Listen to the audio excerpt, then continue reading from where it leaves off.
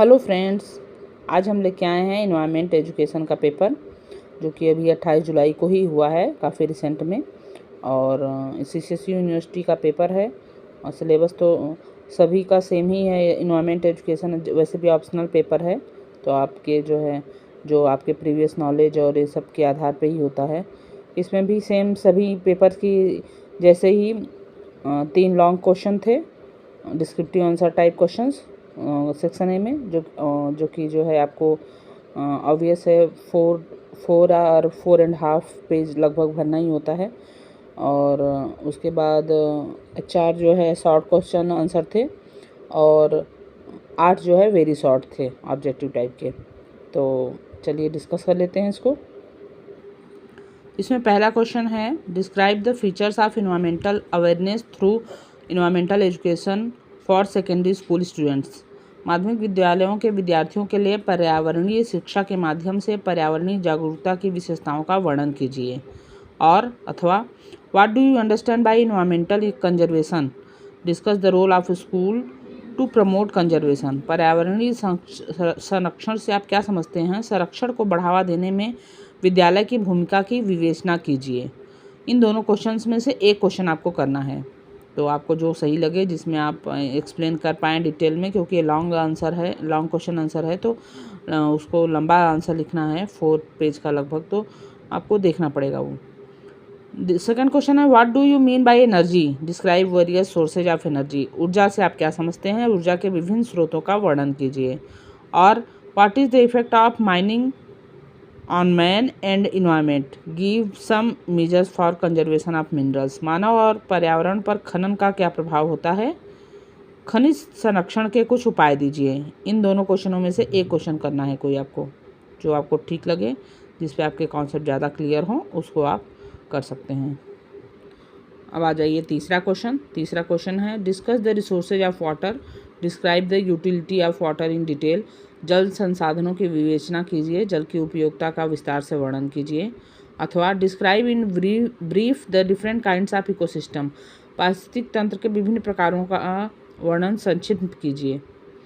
अब है section B, short answer type question, जिसमें 4 क्वेश्चन करने हैं, 2-2 नंबर के क्वेश्चन हैं। तो आपको 1 पेज या 1.5 पेज जितना आपको आता हो उस हिसाब से कर लीजिए। इसमें क्वेश्चन है, write causes of thermal pollution, उसमें प्रदूषण के कारण लिखिए। नेक्स्ट क्वेश्चन है, describe the need of biodiversity, जैविक विविधता की आवश्यकता बताइए। फिर नेक्स्ट क्वेश्चन है, which are the values of environmental education, पर्यावरण शिक्षा के मूल्य कौन कौन से हैं। उसके बाद है, write about salient features of environmental awareness through education, शिक्षा के माध्यम से पर्यावरण जागरूकता की प्रमुख विशेषताओं के बारे में लिखिए। उसके बाद है, describe the causes of deforestation, वनोन्मूलन के कारणों का वर्णन कीजिए। फिर है, describe the main component of environment, पर्यावरण के प्रमुख तत्वों अथवा घटकों का वर्णन कीजिए। फिर जो है नेक्स्ट क्वेश्चन है, रेडियो एक्टिव प्रदूषण से आप क्या समझते हैं, what do you understand by radioactive pollution. Next है, describe the harm of flood, बाढ़ की हानियों का वर्णन कीजिए। अभी अगर आप दिल्ली NCR एरिया में हैं तो आप इसको बाढ़ को आसानी से देख और समझ भी सकते हैं, और उसके बारे में, उसके हार्मफुल इफ़ेक्ट के बारे में विस्तार से लिख सकते हैं। उसके बाद और फ्लड का तो ऐसे भी कहीं भी आप हों तो लिख ही सकते हैं, ये दिल्ली NCR में रिसेंट में चल रहा है इसलिए बोल दिया, बाकी तो आप लिख ही लेंगे। नेक्स्ट क्वेश्चन है सेक्शन सी, खंड C, very short answer type questions. इसमें पहला है, valley of flowers is situated in which state, state बताना है, राज्य।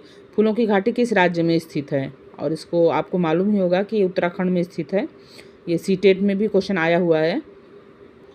फिर नेक्स्ट क्वेश्चन है, what who has coined the term ecosystem, ecosystem शब्द का सर्वप्रथम किसने प्रयोग किया था। तो इकोसिस्टम का टर्म जो था A.G. टेंसले ने प्रयोग किया था, आपको पता ही होगा। नेक्स्ट क्वेश्चन है, how many layers are there in the atmosphere, वायुमंडल में कितनी परतें हैं। तो 5 परतें हैं, ट्रोपोस्फियर, स्ट्रेटोस्फियर, मेजोस्फियर, थर्मोस्फियर और एक्सोस्फियर। नेक्स्ट क्वेश्चन है, what are non renewable sources, अनवीकरणीय संसाधन क्या होते हैं? नॉन रिन्यूएबल, अब जैसा कि नाम से ही है, जिसको रिन्यू नहीं किया जा सकता, तो आप इसके बारे में लिख लेंगे। नेक्स्ट क्वेश्चन है अर्थ डे इज सेलिब्रेटेड ऑन, कब मनाया जाता है अर्थ डे? आपको पता ही होगा, 22 अप्रैल को।